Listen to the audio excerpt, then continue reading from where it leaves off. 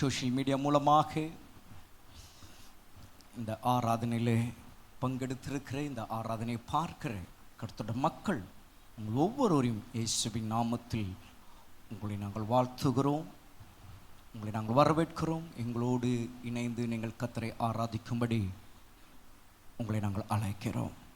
முதல் முறையாக இந்த ஆராதனையிலே நீங்கள் பங்கெடுத்திருப்பீர்கள் என்றால் திருச்சபை உங்களை வரவேற்கிறது. எம்எல்டி குடும்பம் உங்களை வாழ்த்துகிறார்கள். எங்களோடு கூட நீங்கள் சேர்ந்து கர்த்தரை ஆராதிக்க உங்களை நாங்கள் அழைக்கிறோம். கர்த்தர் உங்களை ஆசீர்வதிப்பாராக. இந்த வார நாட்களில் தங்களுடைய திருமண நாளையும் பிறந்த நாளையும் காண்கிற கர்த்தருடைய மக்கள் இந்த ஆராதனையிலே நீங்கள் பங்கெடுத்திருப்பீர்கள் என்றால், ஒருவேளை சோஷியல் மீடியா மூலமாக நீங்கள் பார்த்து கொண்டிருப்பீர்கள் என்றால், திருச்சபை உங்களை வாழ்த்துகிறது. கர்த்தருடைய கரம் உங்களோடு கூட இருந்து உங்களுக்கு வேண்டிய எல்லா கிருபையும் கர்த்தர் தந்து உங்களை ஆசீர்வதித்து எல்லா நன்மைகளினாலே கர்த்தர் உங்களை வழிநடத்தி கர்த்தர் உங்களை சாட்சியாக கர்த்தர் உங்களை மேன்மையாக கர்த்தர் வைப்பார் என்று உங்களை நான் வாழ்த்துகிறேன். கர்த்தர் தொடர்ந்து உங்களை நடத்துவாராக. இந்த வெளியில் நாம் கர்த்தருடைய வார்த்தைக்கு நேராக நாம் கடந்து செல்லுவோம். கர்த்தருடைய வார்த்தையை கொடுக்கும்படி உங்கள் மத்தியிலே கர்த்தர் நீட்க செய்திருக்கிறபடியினால் நான் கர்த்தரை நான் ஸ்தோத்திரிக்கிறேன். சந்தோஷமாய் அவருடைய வார்த்தை நாம் கேட்போம். கர்த்தருடைய ஆவியானவர் சபையோடு நம்மோடு இந்த வேளையிலே அவர் பேசும்படியாக இருக்கிறார். நம் ஒவ்வொருவரை குறித்தும் அவர் அறிந்தவர். நமக்கு வேண்டியதை இந்த வேளையிலே அவர் தரும்படியாக அவர் பேசும்படியாக இருக்கிறார். ஆகவே கர்த்தருடைய ஆவியானவர் என்ன பேச போகிறார் என்று அந்த ஆவலோடு கர்த்தருடைய வார்த்தை நாம் கேட்போம். மனுஷனுடைய சத்தம் அல்ல, தேவனுடைய சத்தத்திற்கு நேராக நம்முடைய இருதயத்தை அவர் பக்கமாக நாம் திருப்புவோம். இப்பொழுதும் கர்த்தருடைய வார்த்தைக்கு நேராக நாம் கடந்து செல்லலாம். எடுத்துக்கொள்ளுவோம் 1 கொரிந்தியர் 13ஆம் அதிகாரம் 13ஆம் வசனம். 1 Corinthians chapter 13 verses 13. I will read for you. நான் வாசிக்கிறேன், கவனியுங்கள். Everybody, those who have Bible, let's open your Bible. Let's turn to the book of 1 Corinthians chapter 13 verses 13. கர்த்தருடைய நாமத்திற்கு மகிமை உண்டாவதாக. 1 கொரிந்தியர் 13ஆம் அதிகாரம் 13ஆம் வசனத்திற்கு நேராக உங்களுடைய வேதத்தை திறந்து அந்த பகுதிக்கு நேராக நீங்கள் போகும்படியாக உங்களை அன்பாய் கேட்கிறேன்.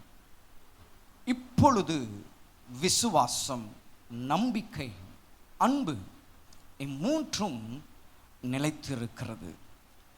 இவைகளில் அன்பே பெரியது. மறுபடியுமாக இந்த வார்த்தையை நான் வாசிக்கிறேன். இப்பொழுது விசுவாசம், நம்பிக்கை, அன்பு இம்மூன்றும் நிலைத்திருக்கிறது. இவைகளில் அன்பே பெரியது. இந்த வார்த்தையை எடுப்பதற்கு காரணம், இந்த வசனத்தில் இன்றைக்கு நாம் தியானிக்க போகிற வார்த்தை எதுவென்றால், அந்த வார்த்தைக்கு ஒரு தலைப்பை கர்த்தர் எனக்கு அவர் காண்பித்ததை அந்த தலைப்பை வைத்து இந்த வசனத்தில் சொல்லப்பட்டிருக்கிற அந்த வார்த்தைகளை உங்களோடு கூட நான் பேசும்படியாக நான் வாஞ்சிக்கிறேன். நாம் பார்க்க போகிற இந்த வார்த்தைகளுக்கு கர்த்தர் தந்த ஒரு தலைப்பு என்னவென்றால், உங்கள் தேவைகள் சந்திக்கப்பட நீங்கள் செய்ய வேண்டிய காரியங்கள். உங்கள் தேவைகள் சந்திக்கப்பட நீங்கள் செய்ய வேண்டிய காரியங்கள் என்கிற தலைப்பிலே செய்ய வேண்டிய ஒரு 3 காரியங்களை கர்த்தர் இதில் இந்த வசனத்திலே நமக்கு அவர் வைத்திருக்கிறார். 3 காரியம் என்று நான் சொல்லும்போதே நீங்கள் புரிந்திருப்பீங்க. இவைகளில் அன்பே பெரியது. அதை பற்றி அந்த ஒரு வார்த்தையை மாத்திரம் நான் எடுத்துக்கொள்ளாமல், அதற்கு மேலே இருக்கிற அந்த வசனத்தின் தொடக்கத்திலே சொல்லப்பட்டிருக்கிற 3 விஷயங்கள் நம் எல்லோருக்கும் தெரிந்த காரியங்கள். ஒன்று விசுவாசம், இன்னொன்று நம்பிக்கை, இன்னொன்று அன்பு. இம்மூன்றும் நிலைத்திருக்கிறது என்று வேதம் சொல்லுகிறது. நிலைத்திருக்கிறது. இது மூன்றும் குன்றி போகல, இது மூன்றும் அழிந்து போகல, இது மூன்றும் மறைந்து போகல, ஒன்றுக்கொன்று வித்தியாசமாக இல்லை. வேதம் சொல்லுகிறது இம்மூன்றும் எப்படி இருக்காம்? நிலைத்திருக்கிறது. விசுவாசம், நம்பிக்கை, அன்பு. மூன்று காரியங்களை கர்த்தர் இந்த வேளையிலே நமக்கு அவர் காட்டுகிறார். ஏன் இதை அவர் நமக்கு காண்பிக்கிறார் என்றால், அந்த தலைப்பை நாம் பார்க்கும்போது உங்கள் தேவைகள் இப்போ இந்த மாதத்தின் இறுதியில் வந்திருக்கிறோம். கர்த்தர் என்ன பார்க்கிறார்னா, நம்முடைய தேவைகளை அவர் பார்க்கிறார்.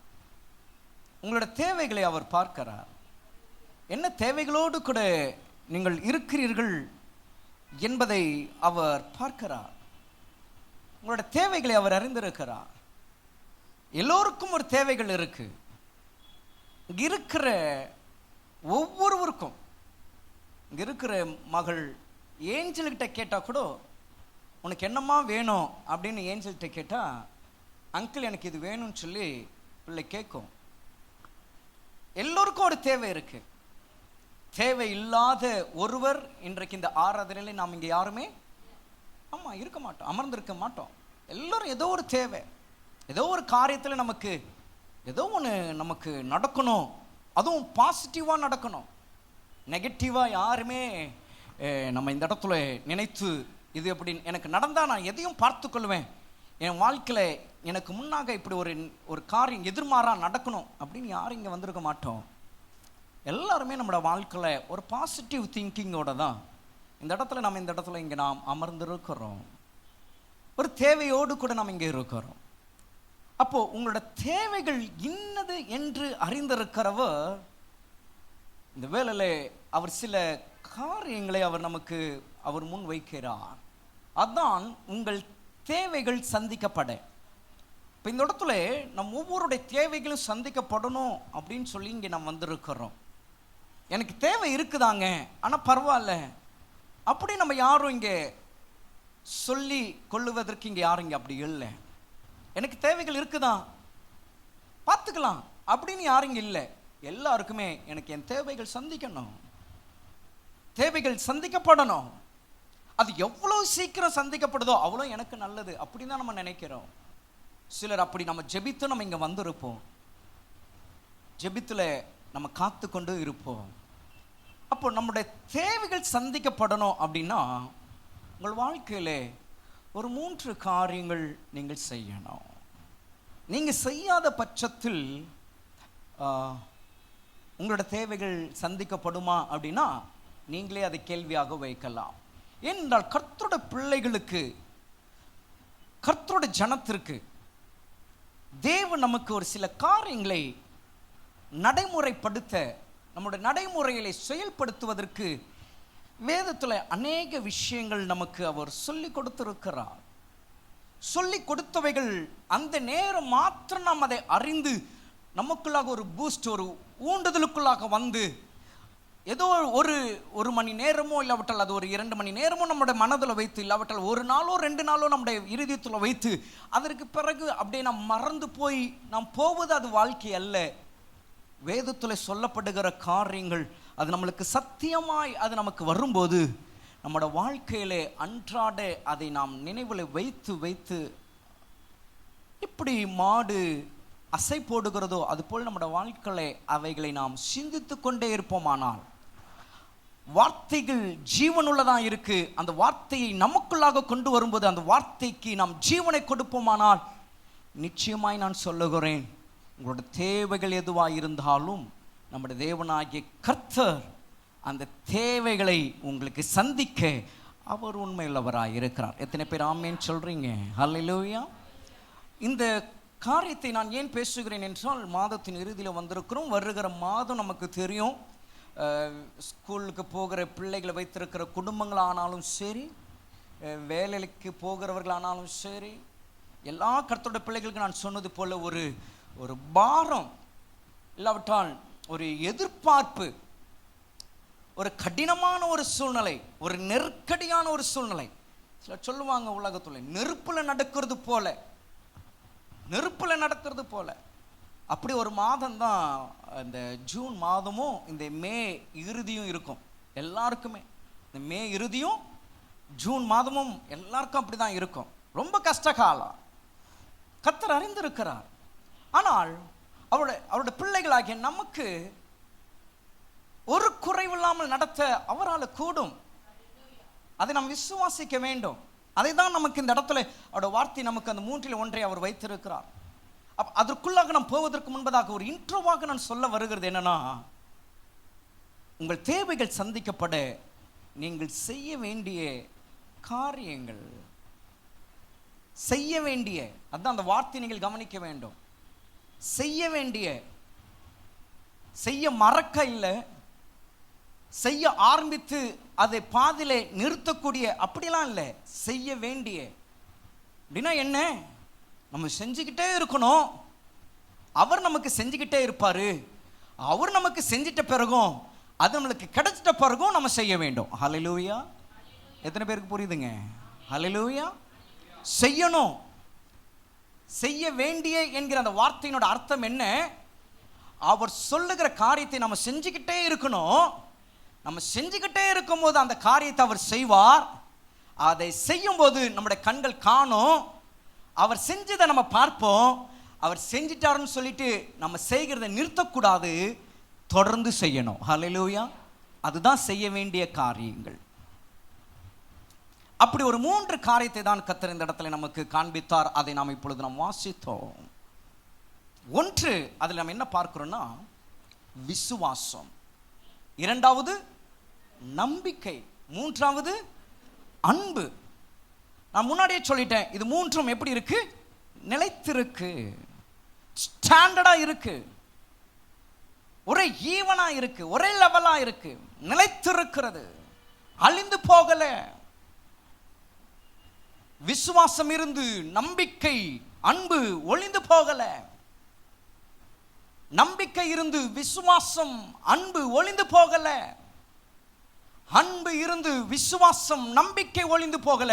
3ம் நிலைத்திருக்கிறது. ஆமீன் சொல்லுங்க. அப்ப நிலைத்திருக்கிறது 3ம். ஆக்கியோன் எப்படி இதை ஆரம்பிக்கிறார் என்றால், இப்பொழுது. எல்லாரும் சொல்லுங்களேன் பார்ப்போம். எல்லாருமே சொல்லுவாங்க. பின்னாடி இருக்கிறவங்களாம் சொல்லுங்க, இப்பொழுது. ஏன் அதை நான் சொல்றேன்னா, நான் நிறைய முறை சொல்லியிருக்கிறேன், எல்லாத்தையுமே உங்களை சொல்லுங்கன்னு கேட்க மாட்டேன். ஒரு சில வார்த்தை தான் உங்களோட வாயிலிருந்து அந்த வார்த்தை அது அப்படி வரணும். அப்படின்னா அது நம்ம செய்யணும். அது அப்படியே ஆண்டவர் ஆக்குவார் என்பதற்காக தான். ஆமென். ஆமா. இப்பொழுது அப்பனா ரைட் நவ். இந்த வார்த்தை ஏதோ நமக்கு டைம் கிடைக்கும் போது அல்ல, நமக்கு சந்தர்ப்பம் கிடைக்கும் போது அல்ல, இல்லாவிட்டால் நாம் ஏதோ ஒரு சூழ்நிலையில போகும்போது அல்ல, நமக்கு தேவைப்பட்டால் மாத்திரம் அல்ல. அதற்குன்னு ஒரு காலம், அதற்கு ஒரு நேரம், அதற்கு ஒரு சமயத்தை நிர்ணயிக்க கூடாது. மாறாக வார்த்தை என்ன சொல்லுதுன்னா இப்பொழுது. ஆமென். சிலருடைய வாழ்க்கையில விசுவாசமா இருக்கட்டுமே, நம்பிக்கையா இருக்கட்டுமே, அன்பா இருக்கட்டுமே, இது 3ம் பார்த்தீங்கன்னா தங்களுடைய சந்தர்ப்பத்திற்கு ஏற்றவாறு தான் யூஸ் பண்ணுவாங்க. பார்த்துருக்கீங்களா? விசுவாசம் சில நேரங்களில் எப்போ அவங்களுக்கு தேவையோ அப்போ அந்த விசுவாசத்திற்குள்ள வருவாங்க. எப்பவுமே ஒரு சிலர் நம்மளோட தொடர்பிலே இருப்பாங்க. என்றைக்கோ ஒரு நாள் தொடர்பில் இல்லை அப்படின்னு சொல்லி என்னடான்னு பார்த்தா அன்றைக்கு அவங்க நம்மளிடத்துல வெளியே வந்திருக்க மாட்டாங்க. என்னன்னு பார்த்தா ஜபத்திலே இருந்திருப்பாங்க. என்னன்னு அப்புறமா கேட்டு பாருங்க, ஒரு காரியத்துக்காக ஆண்டோடத்துல விசுவாசத்தோடு கூட ஜெபம் பண்ணிக்கிட்டு இருந்தேங்க. வித்தியாசம். ஏதோ ஒரு காரியத்துல விசுவாசத்தை கொண்டு வரக்கூடியது. என் அன்புக்குரிய தேவனோட சொன்னமே, இது போலதான் நம்பிக்கையானாலும் சரி, அன்பா இருந்தாலும் சந்தர்ப்ப சூழ்நிலை, சந்தர்ப்பத்திற்கு ஏற்றவாறு நம்முடைய வாழ்க்கையில இவைகளை நாம் எடுத்துக்கொள்ள கூடாது. மாறாக இந்த இடத்துல ஆக்கியோன் இதை எழுதினவர் அப்போஸ்தலனாகிய பவுல் சொல்லுகிறார், இப்பொழுது, ரைட் நவ். என் அன்புக்குரிய தேவனோட சொன்னமே, இந்த வார்த்தை உங்களுக்கு நேராக வந்து கொண்டிருக்கும் போதே நீங்கள் செய்ய ஆரம்பிக்க வேண்டிய ஒரு நேரத்திற்கு வந்து விட்டீங்க. ஆமென். நீங்க சொல்லலாம், என்ன பாஸ்டர் விசுவாசம் இல்லாமலா, நம்பிக்கை இல்லாமலா, அன்பு இல்லாமலா நாங்கள் இங்கே இருக்கிறோம்? ஒருவேளை இருக்கலாம். ஆனால் கர்த்தரோட ஆவியானவர் இப்பொழுது பேசும்போது நாம் நம்மையே ஆராய்ந்து பார்க்க முடியும். ஏன் கர்த்தரோட ஆவியானவர் சபையோடு கூட அவர் பேசுகிறார் என்று. அப்போ முதலாவது ஒரு காரியம் விசுவாசம். இந்த நாட்களில் என் அன்புக்குரிய தேவனோட சொன்னமே ஃபெய்த், விசுவாச வாழ்க்கை. விசுவாசிகள் என்று பெயர் பெறுவதற்கு முக்கிய காரணமே விசுவாசம் தான். விசுவாசம் வந்தபடினால தான் நம்மளுக்கு எல்லாருக்கும் என்ன பேரு? விசுவாசிகள். ஆனால் அந்த விசுவாசிகள் நம்ம பேர் வாங்கிட்டோம், விசுவாசம் நமக்குள்ளே இருக்கான்னு நம்ம யோசிச்சு பார்க்கணும். இந்த ஒரு விஷயத்துல தான் நம்மளுக்கு விசுவாசின் பேர் வந்தது. பிலீவர்ஸ், இன்னொரு வார்த்தையில பிலீவர், பிலீஃப், விசுவாசிச்சோம், ஆனால் நம்மளுக்கு விசுவாசிகள் பேர் வந்தது. அது இப்போ ஸ்ட்ராங்காக நமக்கு வந்துருச்சு. யாராவது நம்மளை பார்த்தாங்கன்னா இவங்க விசுவாசி சொல்லுவாங்க. ஆனால் உள்ளே நமக்குள்ளே விசுவாசம் இருக்கா? Do you have faith in Christ? Do you have faith in God? Do you have faith in Holy Spirit? தேவனிடத்திலே நமக்கு விசுவாசம் இருக்கா? கர்த்தராகிய இயேசு கிறிஸ்துவின் மேல் விசுவாசம் இருக்கா? தெற்றரவாளனாகிய பரிசுத்த ஆவியானவர் மேல் நமக்கு விசுவாசம் இருக்கா என்று நாம் ஆராய்ந்து பார்க்க வேண்டும். ஏன் இதை நான் வைக்கிறேன்னா, இந்த நாட்களில் அநேகருடைய வாழ்க்கை அவிசுவாசம் என்கிற ஒன்றுக்குள்ளாக போய்கொண்டிருக்கிறது. விசுவாசிகளுடைய வாழ்க்கையிலே அந்த விசுவாசத்திற்கு முன்னாக ஒரே ஒரு வார்த்தை தான். என்னங்க? விசுவாசம். அந்த விசுவாசத்திற்கு முன்னாடி ஒரே ஒரு எழுத்து தான். என்னதுங்க? இந்த ஒரு வார்த்தை, அந்த ஒரு எழுத்து நம்முடைய வாழ்க்கையை தலைகீழாக மாற்றி விடுகிறது. ஆமென். உயர்விலே நாம் இருக்க வேண்டிய நாம், மேன்மையா இருக்க வேண்டிய நாம், மகிமையான ஒரு அனுபவத்திற்குள்ளாக நாம் போக வேண்டிய நம்முடைய வாழ்க்கை விசுவாசம் என்கிற அந்த வார்த்தைக்கு முன்பாக வருகிற ஒரு எழுத்தின் மூலமாக நம்முடைய வாழ்க்கை தலைகீழாக போய்விடுகிறது. ஏனென்றால் விசுவாசம் நமக்கு குறைவுபடும் போது அந்த ஒரு எழுத்தானது உள்ளே வரும் பொழுது அது மேலே வந்து விடுகிறது. அப்போ விசுவாசம் குறைவுள்ள சந்ததியாய், விசுவாசம் குறைவுள்ள மக்களாய் இந்த இடத்துல நாம் இங்கே இந்த வார்த்தையை கேட்டுக்கொண்டிருக்கிறோமா? என் அன்புக்குரிய தேவனோட சொன்னமே, யோசித்து பாருங்க. கர்த்தர் மேல், கிறிஸ்துவின் மேல், பரிசுத்த ஆவியானவர் மேல் உங்களோட விசுவாசம் எப்படிப்பட்டதாக இருக்கு? இன்றைக்கு அவிசுவாசம் இன்றைக்கு கர்த்தருடைய பிள்ளைகளோட வாழ்க்கையில பெரிதா இருக்கு.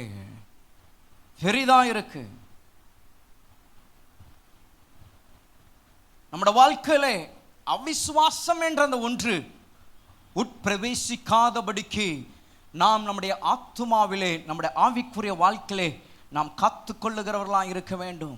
அவிசுவாசத்தை உள்ளே என்டர் பண்ண விடாதபடிக்கு விசுவாச வாழ்க்கையிலே நாம் ரொம்ப ஸ்ட்ராங்காக இருக்க வேண்டும். அப்போஸ்தலனாகிய பவுல் தன்னுடைய நிருபத்திலே இன்னொரு இடத்துல அவர் சொல்லுகிறார், வைராக்கியமான விசுவாசம் என்று. விசுவாசம் சாதாரணமான விசுவாசம் இல்லையா? எப்படிப்பட்ட விசுவாசமா? எல்லாரும் சொல்லுங்க. வைராக்கியமான விசுவாசம். வைராக்கியம் நமக்கு எல்லாருக்கும் தெரியும் தானே, அதை பற்றி நான் விளக்க வேண்டிய அவசியம் இல்லை. நம் ஒவ்வொருக்குள்ளாக ஒரு வைராக்கியம் நமக்குள்ளாக நாம் வைச்சிருக்கிறோம். ஏதோ ஒரு விஷயத்தை நமக்குள்ளாக ஒரு வைராக்கியமாக நாம் வைத்திருக்கிறோமே, அந்த வைராக்கியத்தை எங்கே ஆண்டவர் அப்போஸ்தலனாகிய பவுல் வைக்க சொல்றார்னா, விசுவாசத்தில் கொண்டு வர சொல்லுகிறார். என் அன்புக்குரிய தேவனோட சொன்னமே, கர்த்தரோட பிள்ளைகள் நாம் இந்த நாட்களில் நம்முடைய விசுவாசத்தை நாம் சோதித்து பாருங்க. உங்களோட விசுவாசம் எந்த அளவிலே அதை நாம் காத்து நாம் நடந்து கொண்டிருக்கிறோம் என்று. விசுவாசத்தில் இருக்கிறோமா? இல்லை என்றால் ஒவ்வொரு நாளுமே அந்த அவிசுவாசமான ஒரு வாழ்க்கைக்குள்ளாக நம்முடைய வாழ்க்கை ஒரு சலிப்பாய் மாற்றி, நம்முடைய வாழ்க்கை ஒரு ஏதோ ஒன்று ஒரு வாழ்க்கை போல அமைத்து இன்றைக்கு நாம் வாழ்ந்து கொண்டிருக்கிறோமா என்று நாம் யோசிக்க வேண்டும். கர்த்தருடைய பிள்ளையோட வாழ்க்கையில நாம் எப்படியோ வாழ வேண்டியவர்கள் நாம் இன்றைக்கு இப்படி இருக்கிறோமே என்று நாம் சிந்திக்கும் போது உங்களுடைய விசுவாசத்தை நீங்கள் அந்த இடத்துல கொண்டு வர வேண்டும்.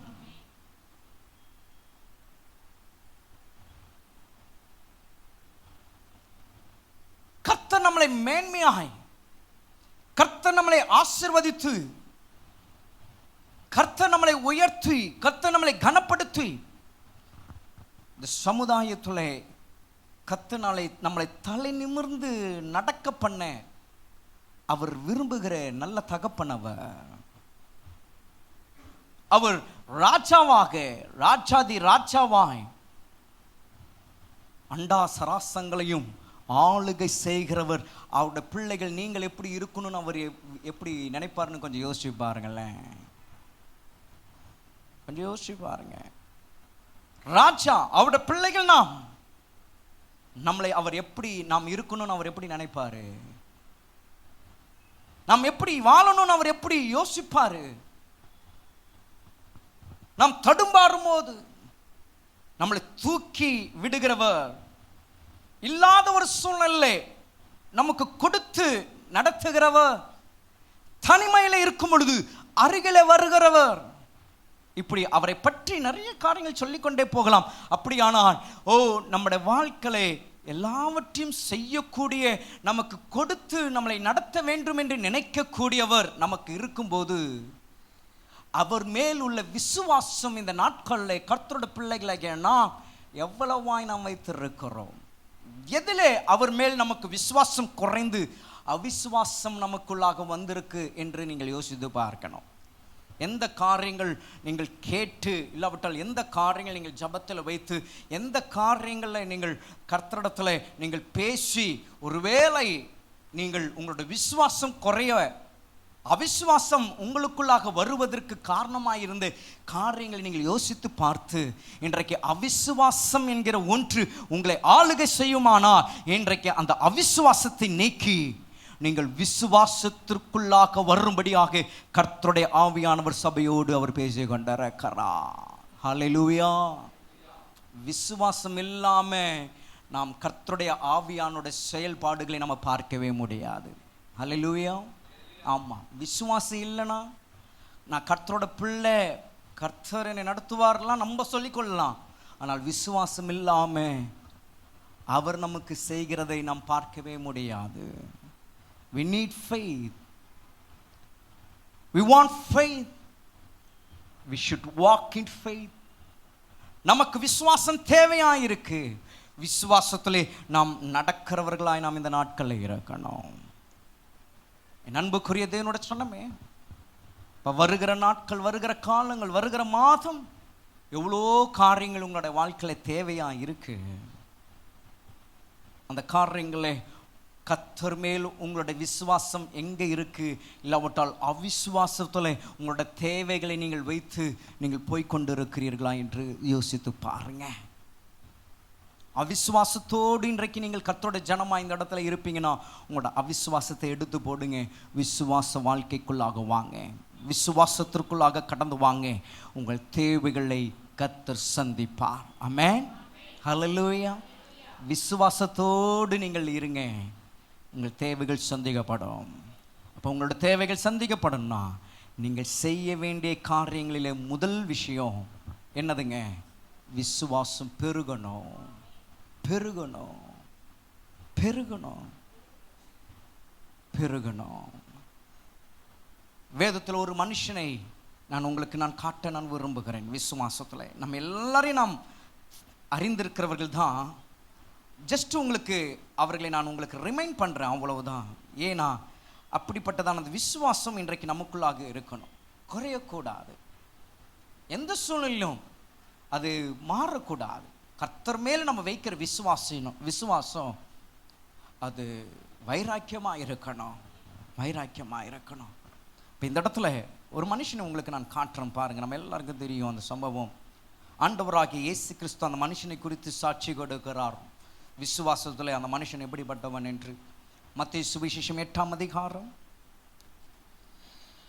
8ஆம் வசனத்திலிருந்து நான் வாசித்து அடுத்த பகுதிக்கு நேராக நாம் போவோம். விசுவாசத்தை நாம் எப்படி நமக்குள்ளாக வர்த்திக்க வேண்டும் என்பதற்கு இது நமக்கு ஒரு சான்றாய் கர்த்தர் நமக்கு வைத்திருக்கிறார்.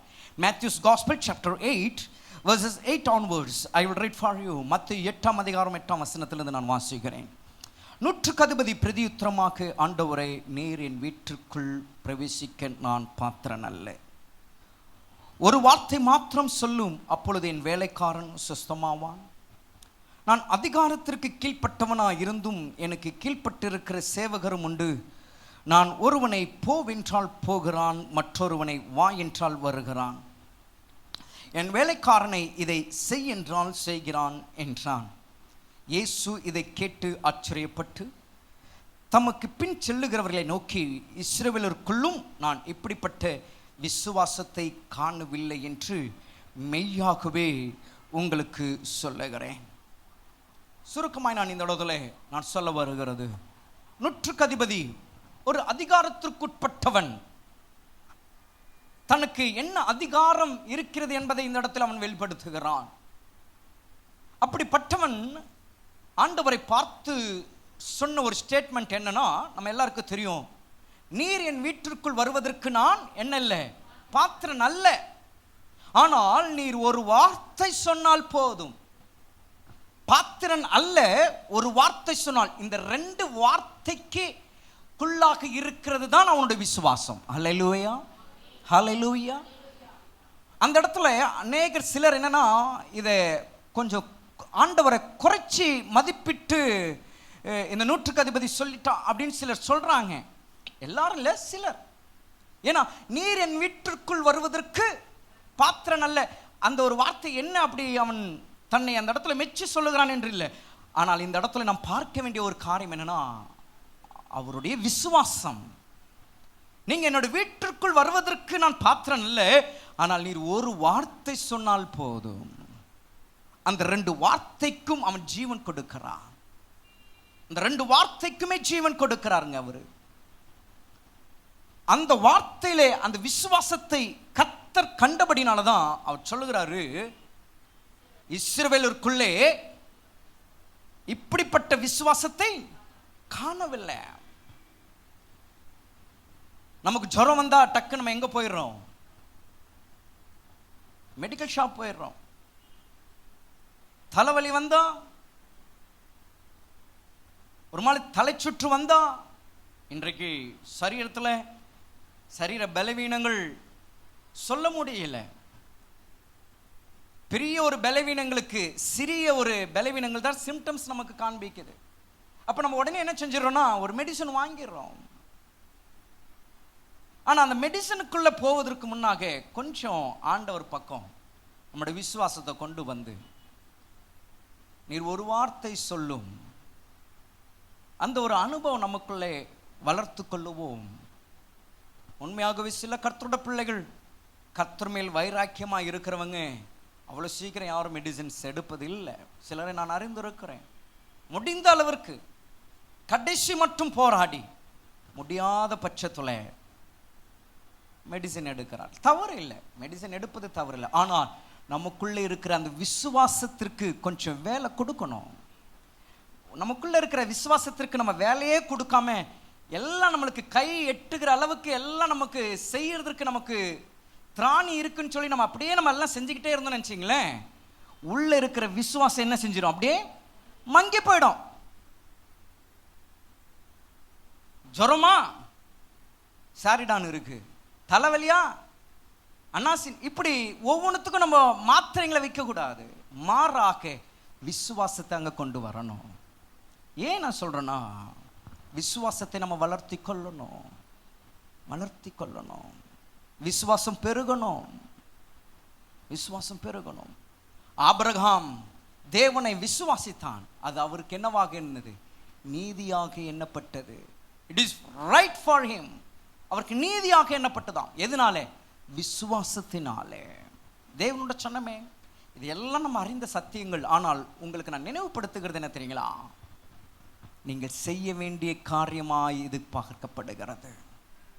நீங்கள் செய்ய வேண்டிய காரியமாக இது பார்க்கப்படுகிறது. உங்களோட வாழ்க்கையில் அவிசுவாசம் என்ற ஒன்றுக்குள்ளாக நீங்கள் போய்கொண்டிருப்பீர்கள் என்றால், அந்த அவிசுவாசத்தை நீங்கள் எடுத்து போடுங்க, விசுவாச வாழ்க்கைக்குள்ளாக வாங்க. இந்த நூற்றுக்கு அதிபதியை யோசித்து பாருங்க.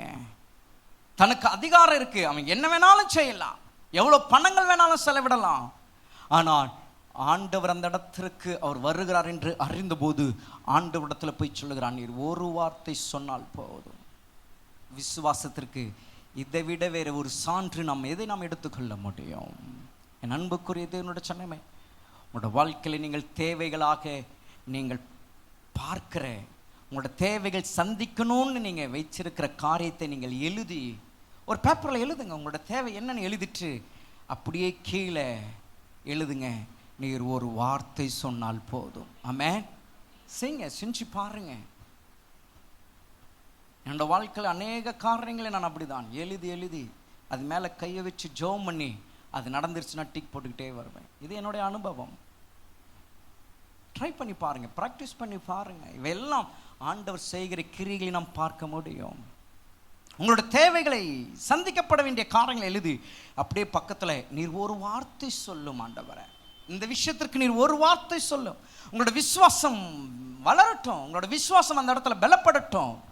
கர்த்தர் செய்கிற காரியங்களை நீங்கள் பார்க்க முடியும். அப்போ முதலாவது உங்கள் தேவைகள் சந்திக்கப்பட நீங்கள் செய்ய வேண்டிய காரியம் என்னன்னா, அவிசுவாசத்தை நீங்கள் எடுத்துட்டு விசுவாசத்திற்குள்ளே நீங்கள் வரணும். எத்தனை பேர் ஆமீன் சொல்றீங்க? ஹல்லேலூயா. இரண்டாவது ஒரு காரியம் நம்பிக்கை. நம்பிக்கை. எல்லாம் எனக்கு தெரியும் அப்படின்னு சொல்லி நம்ம இந்த இடத்துல இருக்க வேண்டாம். இந்த நம்பிக்கை கொஞ்சம் நீங்கள் யோசிச்சு பாருங்க. ஆங்கிலத்தில் ஹோப், நம்பிக்கை. இன்னொரு வார்த்தை சொல்லப்படுது கிரேக்க வார்த்தையில் எக்ஸ்பெக்டேஷன், எதிர்பார்ப்பு. எதிர்பார்ப்பு. இன்னொரு வார்த்தை சொல்லுது கிரேக்க பதத்தில் கான்ஃபிடென்ட், நிச்சயமான ஒன்று. பாருங்க, ஹோப். என் அன்புக்குரிய தேவனோட சொன்னமே, இந்த நம்பிக்கையும் கூட அப்படிதான். அநேக கர்த்தரோட பிள்ளைகளோட வாழ்க்கையில கர்த்தர் மேல் நம்பிக்கை குறைந்து இன்றைக்கு நம்பிக்கை அற்ற ஒரு வாழ்க்கை. ஆமாங்க, கர்த்தரை நம்பி எனக்கு என்னங்க நடந்துச்சு சொல்லுகிறதை நாம் கேட்கிறோம். ஆண்டவர் மேல நம்பிக்கை வச்சு நான் ஏமாந்து போன்னு தாங்க மிச்சம் இப்படி சொல்லுகிற மக்கள் நாம் கேட்கிறோம். இனிமேல் நம்பிக்கையா வாழ்றதெல்லாம் இனி ஒன்றும் இல்லைங்க, ஏதோ அவ்வளோதான், இவ்வளோ காலங்கள் வந்துட்டோம், இனி அப்படியே ஒரு வாழ்க்கை வாழுவோம் அப்படின்னு சொல்லி வாழுகிறவர்களும் உண்டு. இதில் நாம் எதில் இருக்கிறோம்? இல்லை என்றால் நம்பிக்கையில் நாம் இருக்கிறோமா என்று நாம் யோசித்து பார்க்க வேண்டாம். உங்கள் தேவைகள் சந்திக்கப்படணும்னா நீங்கள் செய்ய வேண்டிய இரண்டாவது ஒரு காரியம் நம்பிக்கை உடையவர்களாக இருக்க வேண்டும். கர்த்தர் மேல் வேதத்துறை நம்பிக்கைக்கு அநேக பரிசுத்தவான்கள் நம்முடைய வாழ்க்கையில கர்த்தர் நமக்கு சொல்லி வைத்திருக்கிறார், காட்டி வைத்திருக்கிறார். நம்பிக்கையோடு காத்திருக்கிற மக்கள், நம்பிக்கையோடு காத்திருந்தவர்களுடைய வாழ்க்கையில கர்த்தர் செய்த மகத்தான காரியங்கள்லாம் நம் வேதத்தில் நம்ம பார்க்கிறோம். இப்போ நம்முடைய வாழ்க்கையில நம்முடைய நம்பிக்கை கர்த்தர் மேல் இருக்கட்டும், நம்முடைய நம்பிக்கை கிறிஸ்துவின் மேல் வரட்டும், நம்முடைய நம்பிக்கை கர்த்தருடைய ஆவியானவர் இந்த நாட்களில் உங்களை நடத்துகிற ஆவியானவர் மேல் உங்களுடைய நம்பிக்கை வரட்டும். யோசிச்சு பாருங்க,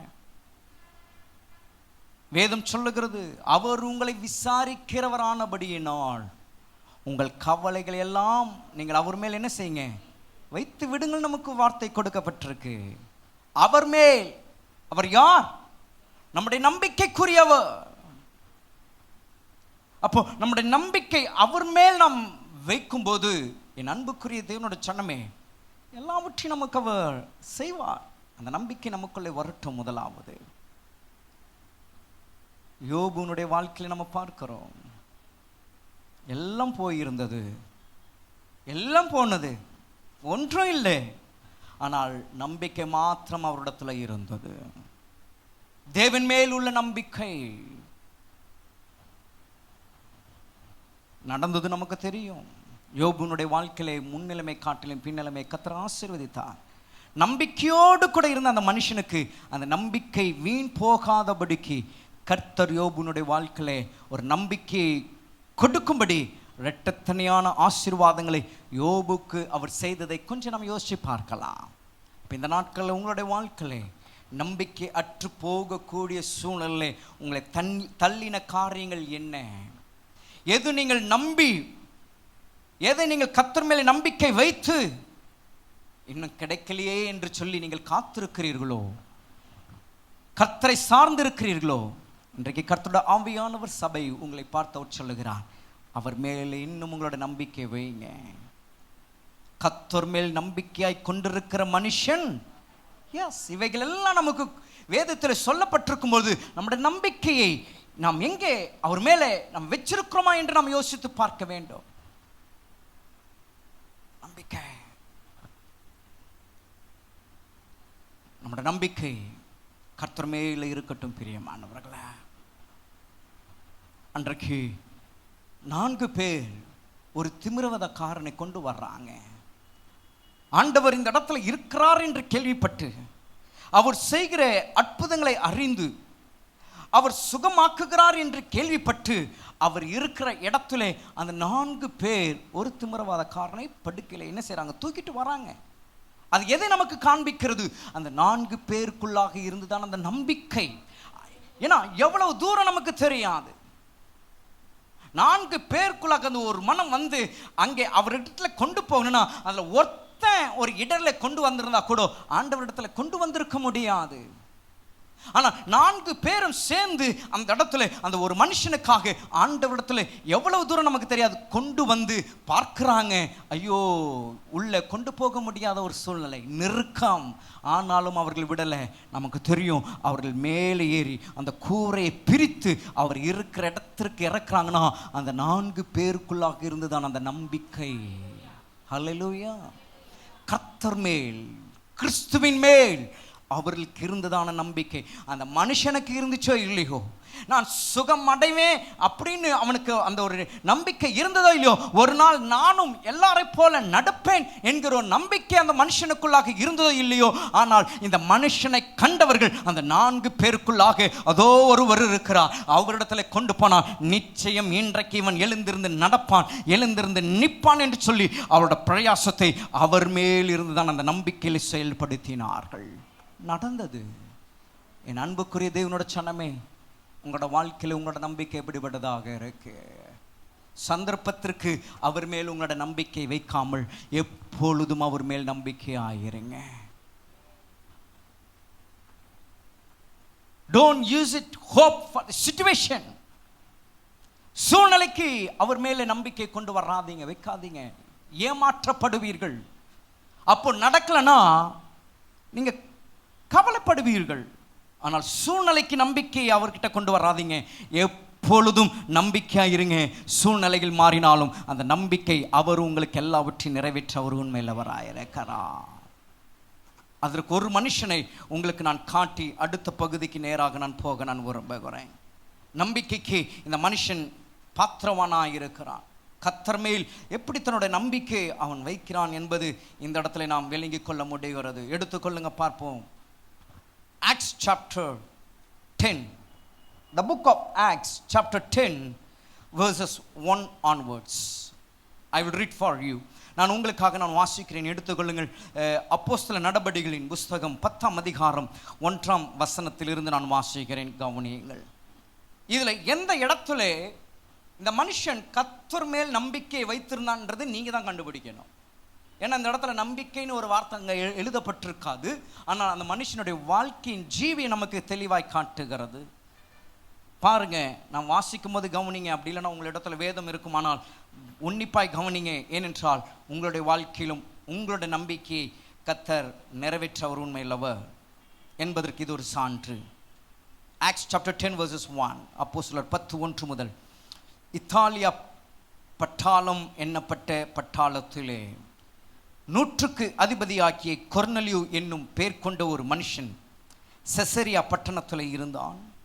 அவன் தேவ பக்தி உள்ளவனும் தன் வீட்டார் அனைவரோடும் தேவனுக்கு பயந்தவனுமாய் இருந்து ஜனங்களுக்கு மிகுந்த தர்மங்களை செய்து எப்பொழுதும் தேவனை நோக்கி ஜெபம் பண்ணி கொண்டிருந்தான். பகலிலே ஏறக்குறைய 9ஆம் மணி நேரத்தில் தேவனுடைய தூதன் தன்னிடத்தில் வரவும் கொர்னலியுவே என்று அழைக்கவும் பிரத்யட்சமாய் தரிசனம் கண்டு அவனை உற்று பார்த்து பயந்து, ஆண்டவரே என்ன என்றான். அப்பொழுது அவன், உன் ஜெபங்களும் உன் தர்மங்களும் தேவனுக்கு நினைப்பூட்டுதலாக அவர் சந்நிதியில் வந்தெட்டி இருக்கிறது. இப்பொழுது நீ யோப்பா பட்டணத்திற்கு மனுஷரை அனுப்பி பேதுரு என்று மறுபேர் கொண்டு சீமோனை அழைப்பி அவன் தோல் 17 ஆகிய சீமோன் என்னும் ஒருவனிடத்தில் தங்கியிருக்கிறான். அவனோட வீடு கடலோரத்தில் இருக்கிறது. நீ செய்ய வேண்டியதை அவன் உனக்கு சொல்லுவான் என்றான். இங்கே வாசித்த இந்த வேத பகுதியிலும் ஒரு 100க்கு அதிபதி என்கிற ஒரு மனுஷனை தான் நம்ம பார்க்கிறோம். இவனும் அதிகாரத்திற்கு உட்பட்டவன் தான். அவனால் எல்லாம் செய்ய முடியும். தன்னோட அதிகாரத்திற்குட்பட்டு எல்லாவற்றையும் தன்னோட காரியங்களை நடப்பித்துக் கொள்ள முடியும். ஆனால் அப்படிப்பட்டதான ஒரு மனுஷனை குறித்து வேதம் என்ன சொல்லுகிறதுனா, 2ஆம் வசனத்தில் வாசிக்கிறோம், தேவனுக்கு பயந்தவன், ஜனங்களுக்கு மிகுந்த தர்மங்களை செய்கிறவன், தேவனை நோக்கி ஜெபம் பண்ணுகிற மனுஷன் என்று. தேவனுக்கு பயப்படுகிற ஒரு 100க்கு அதிபதி, ஜனங்களுக்கு தான தர்மங்களை செய்கிற ஒரு 100க்கு அதிபதி, தேவனை நோக்கி ஜெபம் பண்ணுகிற ஒரு 100க்கு அதிபதி, ஒரு நல்ல தேவ பக்தி உள்ள ஒரு ஒரு ஒரு அதிபதியாகிய ஒரு மனுஷனை இந்த இடத்துல நம்ம பார்க்கிறோம். இந்த மனுஷனுடைய வாழ்க்கையில் நம்பிக்கை உடைய ஒரு வாழ்க்கையை இவரிடத்துல நம்ம பார்க்க முடிகிறது. கவனிச்சிங்களா என்னன்னு தெரியல, எனக்கு அந்த வசனங்களை நான் வாசித்த வசனங்கள்ல ஒரு வார்த்தை இப்பொழுது அந்த இடத்துல நம்ம பார்க்கிறோம். அங்கே என்ன சொல்லப்படுதுன்னா, 2ஆம் வசனத்துல எப்பொழுதும் என்கிற அந்த வார்த்தை எழுதப்பட்டிருக்கு. சொல்லுங்களேன், எப்பொழுதும். எல்லாரும் பின்னாடி இருக்கிறவங்க எப்பொழுதும் நல்ல சத்தமா எல்லாரும் சொல்லுங்களேன் பார்ப்போம். ஆமா, எப்பொழுதும். எப்பொழுதும் என்கிற அந்த வார்த்தை அந்த இடத்துல வருது அப்படின்னாலே தேவன் மேல் அந்த 100க்கு அதிபதி வைத்திருக்கிற அந்த நம்பிக்கையை பார்க்க முடியுது.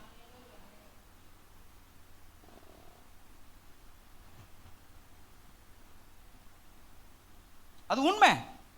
இல்லைன்னா அந்த எப்பொழுதும் என்கிற அந்த வார்த்தை வந்திருக்காது. நம்ம எல்லாரும் ஒரு கேள்வி, எப்பவுமே ஜெபம் பண்ணிக்கிட்டு இருக்கிறோமா? எப்பொழுதும் ஜெபம் பண்றோமா?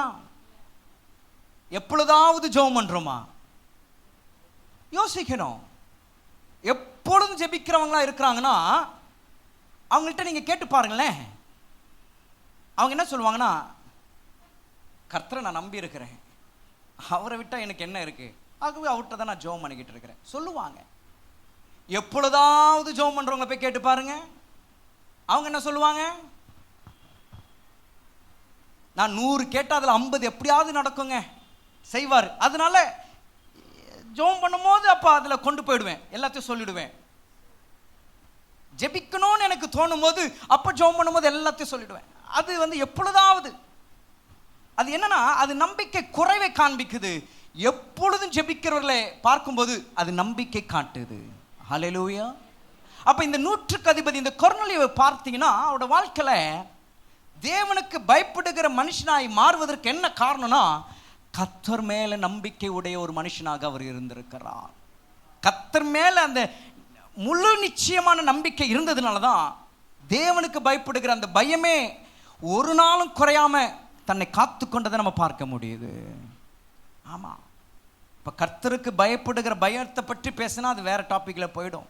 அதற்கு கூட நம்பிக்கை ரொம்ப வேலை செய்யுது, நம்பிக்கை பிரதானமாய் பார்க்கப்படுது.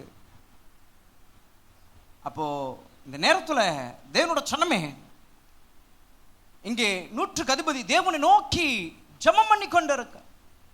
ஜெபம் அப்ப நம்பிக்கையோடு எப்பொழுது ஜெபிக்கிறவர்களுடைய வாழ்க்கையில நிச்சயம் என் தேவனாகிய கர்த்தர் காரியங்களை நடப்பிக்கிறவராயிருக்கிறார். காரியங்களை நடப்பிப்பார். அதற்கு இது நல்ல ஒரு சான்று. ஜெபித்து கொண்டிருக்கிற நேரமே பதில் வருதுங்க. தூதனை கர்த்தர் அனுப்புகிறார்.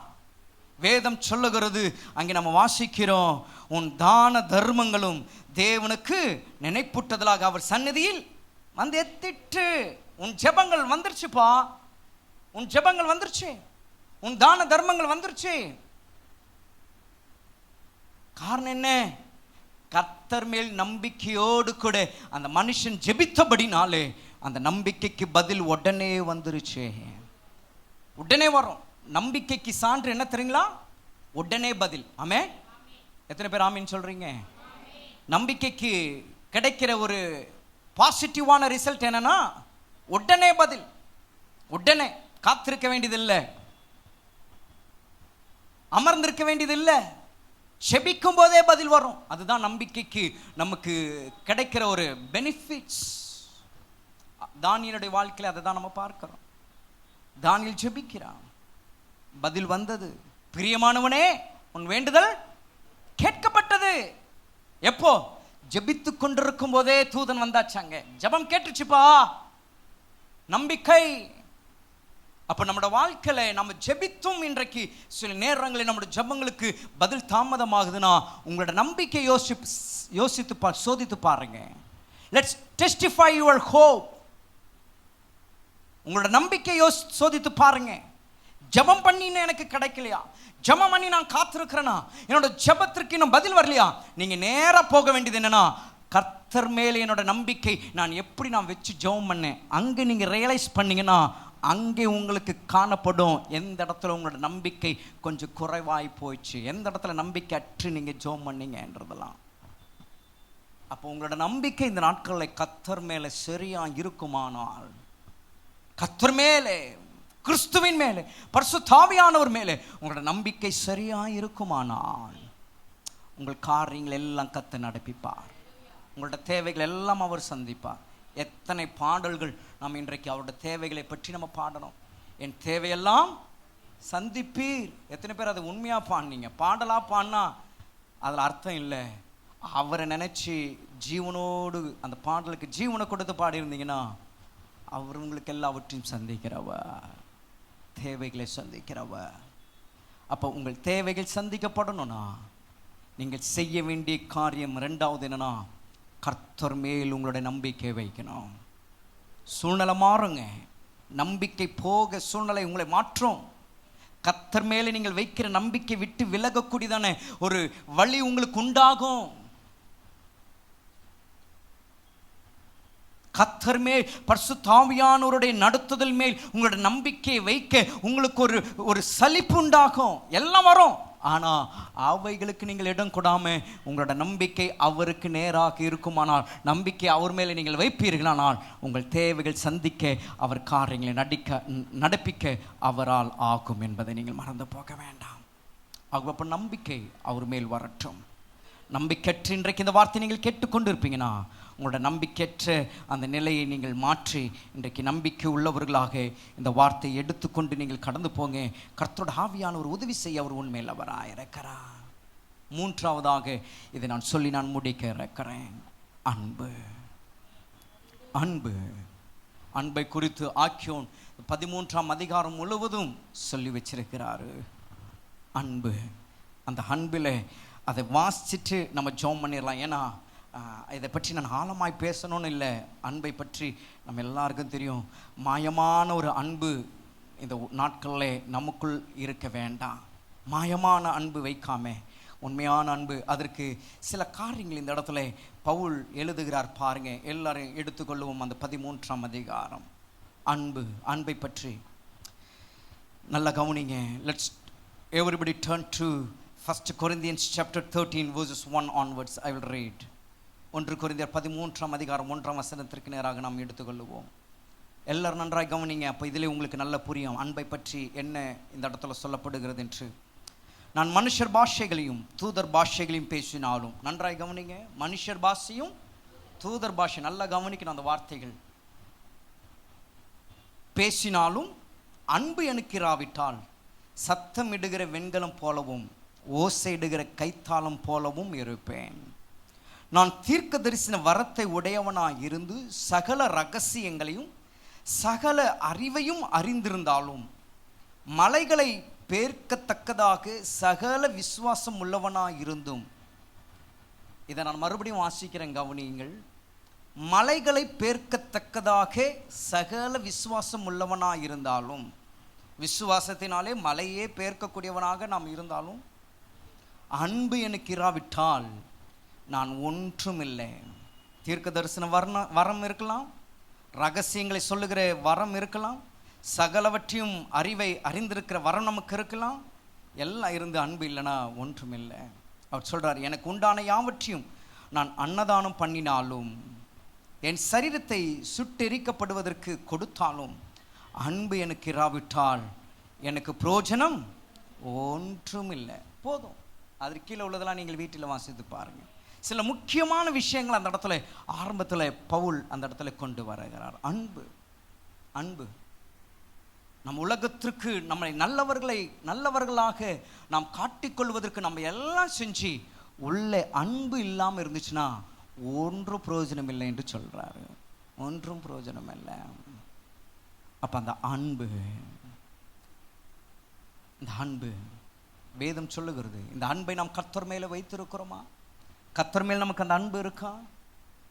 கிறிஸ்துவின் மேல் நமக்கு அந்த அன்பு வைத்திருக்கிறோமா? உங்களை நடத்துகிற பரிசுத்த ஆவியானவர் மேல் உங்களுடைய அன்பு இருக்கா? இந்த அன்புக்குள்ளாக நீங்களும் கர்த்தரும், நீங்களும் கிறிஸ்துவும், நீங்களும் ஆவியானவரும் எவ்வளவு நேரம் அந்த அன்புக்குள்ளாக இணைந்து இசைந்து இருக்கிறீங்க? கொஞ்சம் யோசிச்சு பாருங்க. உங்களுடைய அன்பு கர்த்தருக்குள்ளாக இருக்கும்னா, கிறிஸ்துவுக்குள்ளாக இருக்கும்னா, பரிசுத்த ஆவியானவருக்குள்ளாக இருக்கும்னா, அந்த அன்பிலே நீங்களும் அவரும் எவ்வளவு எவ்வளவு நீங்க இசைந்து இருக்கிறீங்க யோசிச்சு பாருங்களேன். வேதத்தில் ஒரு வசனத்தை நான் காட்ட விரும்புகிறேன். அதற்கு ஆதாரமாய் அந்த இடத்துல கிறிஸ்து சொல்லுகிறார். யோவான் சுவிசேஷம் 15ஆம் அதிகாரம் ஜெபிக்க போகிறேன். 15ஆம் அதிகாரம் 9ஆம் வசனமும் 10ஆம் வசனமும். John's Gospel chapter 15 verses 9 and 10. I will read for you. நான் வாசிக்கிறேன், கவனியுங்கள்.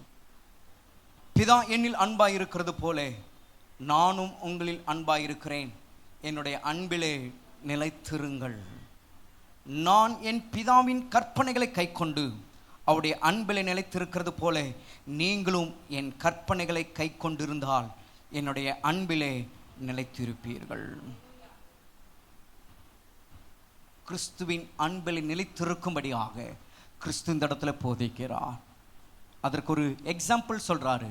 நான் பிதாவில் அன்பாய் இருக்கிறது போல, நான் பிதாவில் அன்பாய் இருக்கிறது போல. இதனோட சொன்னமே, இன்றைக்கு நாம் பிதாவில் அன்புள்ளவர்களாக, கிறிஸ்துவில் அன்புடையவர்களாக, பரிசுத்த ஆவியானவருடைய அன்புடையவர்களாக இன்றைக்கு நாம் மாறுவோம். இன்றைக்கு கிறிஸ்துவின் மேல், கர்த்தருடைய பிள்ளைகள் தேவன் மேல் அன்பு இன்றைக்கு தணிந்து போயிருக்கு. தேவன் மேல அந்த அன்பை பற்றிய அந்த ருசியெல்லாம் இன்றைக்கு ஜனங்கள் மறந்துட்டாங்க. அந்த அன்பு இல்லை, உண்மையான அன்பு இல்லை. தேவன் மேல், கிறிஸ்துவின் மேல், பரிசுத்த ஆவியானவர் மேல் உள்ள அந்த அன்பு இன்றைக்கு மறைஞ்சிருச்சு. நிறைய பேரோட வாழ்க்கையில, சிலரோட வாழ்க்கையில தணிஞ்சு போச்சு. ஏன்னா டைம் கொடுக்கல, அந்த அன்புக்கு டைம் கொடுக்கல. தேவனோடு கூட, கிறிஸ்துவுக்கோடு கூட, பரிசுத்த ஆவியானோடு கூட தங்களுடைய அன்பை பிணைத்து கொள்ள இன்றைக்கு அவர்கள் சமயத்தை பார்க்கல, நேரத்தை பார்க்கல. தங்களோட வேலை, தன்னுடைய குடும்பம், தன்னுடைய பிள்ளைகள், தன்னோட கணவன், தன்னோட மனைவி, தன்னோட சூழ்நிலை, தன்னோட பிரச்சனை, தன்னோட கஷ்டம், தன்னோட தேவை, தன்னோட பணம், தன்னோட நெருக்கடி, தன்னோட போராட்டம், இதையே பார்த்து கொண்டிருக்கிறார்களே தவிர தேவன் மேல் வைக்க வேண்டியது அன்பை மறந்து போன ஜனம் இந்த செய்தியை கேட்டுக்கொண்டிருக்கிறார்கள். அன்பு தணிந்து போச்சு. தேவனோடு கூட அந்த அன்பிலே சஞ்சரிக்கிற வாழுகிற அந்த வாழ்க்கை இன்றைக்கு மறைந்து போச்சு, மறைஞ்சு போச்சு. கோபம், எரிச்சல், பொறாமை, அது இது, அதுவே இன்றைக்கு வாழ்க்கையாக இருக்கு. அதுவே இன்றைக்கு வாழ்க்கையாக வாழ்ந்து கொண்டிருக்கிறோம். ஆனால் தேவன் மேலுள்ள அந்த அன்பு நாம் யோசிச்சு பார்க்கணும். கர்த்தர் மேலுள்ள அந்த அன்பு, பரிசுத்த ஆவியானவர் மேலுள்ள அந்த அன்பு நாம் ஏற்படுத்தி கொள்வோமானால் அந்த அன்பு எப்பொழுதும் அவரோடு கூட இருக்கும்படியாக, அவரில் நிலைத்திருக்கும்படியாக செய்கிறது. அவர் மேல நமக்கு அன்பு இருந்துச்சுன்னா, இந்த காரியத்தை நம்ம செய்வோம் அப்படின்னா, உங்களோட தேவைகள் எல்லாவற்றையும் அவர் பார்த்து கொள்ளுவார். அவர் யாரை சிட்சிக்கிறாரோ, அவர் யார் மேல் அன்பா இருக்கிறாரோ, வேதம் சொல்லுகிறது, ஒரு தகப்பன் தன் பிள்ளைக்கு இறங்குகிறது போல அவர் இறங்குகிறாராம். ஹல்லேலூயா. அவர் யார் மேல் அன்பா இருக்கிறாரோ அவர்களை சிட்சிக்கிறார் என்று சொல்றார். சிட்சிக்கிறார் என்று சொல்லும்போது அதற்கு பின்னாக அவர் எல்லாவற்றையும் அவளுக்கு செய்கிறவராக இருக்கிறார். எல்லாவற்றையும் செய்கிறவராக இருக்கிறார். இந்த நாட்களில் அன்பை நீங்கள் எண்ணி பாருங்க. மனுஷன் மேலே நீங்கள் வைக்கிற அன்பை பற்றி நான் பேசலை. ஒரு மனிதன் மேல், ஒரு மனுஷின் மேல் வைக்கிற அன்பை பற்றி நான் இந்த இடத்துல பேசலை. கர்த்தர் மேல் வைக்கிற அன்பை பற்றி நான் பேசிக் கொண்டிருக்கிறேன். உங்களோட வாழ்க்கையில் எல்லாமாக செய்து முடிக்கிறவர் மேல் உங்களுடைய அன்பு எப்படிப்பட்டதாக எவ்வளவா இருக்கு என்பதை நான் பேசுகிறேன். தேவன் மேல் உங்களுடைய அன்பு பெரிதாக இருக்கும்னா அவரை நீங்கள் விட்டு கொடுக்க மாட்டீங்க. நீங்கள் விட்டு கொடுக்க மாட்டீங்க. அந்த அன்பில் நீங்கள் எப்பொழுதும் வாழுவீங்க. அந்த அன்பு உங்களோட வாழ்க்கையில் எல்லாவற்றையும் அது செய்து முடிக்கும். இதை நீங்கள் விசுவாசிக்கும் போது என் தேவனாகிய கர்த்தர் உங்களோட வாழ்க்கையில் ஒரு நாட்களில் உங்களோட தேவைகள் யாவையும் அவர் சந்திக்கிறவராயிருக்கிறார். விசுவாசிப்பீங்கன்னா இந்த வேலை எழுந்து நின்று இந்த வேலை உங்களை முழுவதுமாக அவருடைய கரத்தில் நீங்கள் விட்டு கொடுக்கும்போது அவர் உங்களோடு கூட இருந்து அவர் யாவையும் உங்களுக்காக செய்வார். நீங்கள் செய்ய வேண்டிய காரியம் 3 காரியங்களை நம்ம பார்த்துருக்கிறோம். ரொம்ப சிம்பிளுங்க. நீங்கள் இப்படி இருக்கணும் அப்படி இருக்கணும் அப்படிலாம் இல்லை. உங்களோட விசுவாசம் வளரட்டும், உங்களோட நம்பிக்கை பெருகட்டும், உங்களுடைய அன்பு இணையட்டும். இது 3 மாத்திரம் செஞ்சு பாருங்க. உங்கள் தேவைகள் எதுவாக இருந்தாலும் அவர் சந்திப்பார். இது என்னோட சனமே, நீங்கள் சோர்ந்து போக வேண்டாம், தைரியமாக இருங்க. உங்கள் தேவைகள் எல்லாம் கர்த்தர் சந்திப்பார். விசுவாசத்தை அவர் மேலே வைங்க, நம்பிக்கை அவர் மேலே வைங்க, அன்பை அவர் மேலே வைங்க. உங்களோட தேவைகள் எல்லாவற்றையும் அறிந்தவர் அதை அவர் உங்களுக்கு செய்து முடிப்பார். விசுவாசிக்கிறவர்கள் என்னோட வாழ்க்கையை கர்த்தர் அப்படியே எனக்கு செய்வார் என்று ஆமீன் என்று சொல்லுகிறவர்கள் எல்லாரும் கரங்களை தட்டி அந்த ராஜாவுக்கு ஒரு நன்றி சொல்லுங்க பாருங்களாம். ஹல்லேலூயா. கண்களை மூடி நாம் ஜெபிப்போமாக. பரலோக பிதாவே, இந்த ஆசீர்வாதமான மகிமையான இந்த ஆராதனைக்காக நாங்கள் நன்றி செலுத்துகிறோம். எங்கள் தேவனாகிய கர்த்தர் எங்கள் நடுவிலே நீர் அசைவாடி நீர் மகிமைப்பட்டதற்காக ஸ்தோத்திரம். தேவ சபையில் தேவன் எழுந்தருளுகிறார் என்று சொல்லப்பட்ட வார்த்தையின்படியாக இந்த நாட்களில் கர்த்தருடைய ஆவியானவர் சபை நடுவிலே நீர் உள்ளாவி உம்முடைய வார்த்தைகளை நீர் வெளிப்படுத்தினதற்காக ஸ்தோத்திரம். இந்த வேளையிலும் சுவாமி ஒவ்வொரு பகுதியும் கர்த்தருடைய ஆவியானவர் நீர் ஆளுகை செய்ததற்காக நீர் இடைப்பட்டதற்காக நான் நன்றி செலுத்துகிறேன். இப்பொழுதும் உம்முடைய மக்கள் புறப்பட்டு போகிறார்கள். உங்கள் சமூகம் முன்னாக கடந்து போகட்டும். கர்த்தருடைய ஆவியானவர் நீர் அவளுக்கு முன் செல்லுவீராக. சுகமாய் பத்திரமாய் பாதுகாப்பாய் தங்கள் இல்லங்களுக்கு போய் சேர கர்த்தருடைய ஆவியானவர் நீர் உதவி செய்தருளும்படி ஜெபிக்கிறேன். எல்லாவற்றும் கர்த்தரை ஒப்பு கொடுக்கிறோம். தொடர்ந்து நம்முடைய நாமம் மகிமைப்படட்டும். புதிய மாதத்திற்காய் நாங்கள் நன்றி செலுத்துகிறோம். நடக்க இருக்கிற ஊழியங்கள் எல்லா ஆராதனைகளும் நம்முடைய கர்த்தரை ஒப்பு கொடுக்கிறோம். தொடர்ந்து நம்முடைய நாமம் மகிமைப்படட்டும். நம்முடைய வரைக்கு நீர் எங்களை ஆயத்தப்படுத்தும். இயேசுவின் நாமத்தில் இந்த பரிசுத்த ஆராதனை ஏறெடுக்கிறோம் நல்ல பிதாவே. ஆமென்.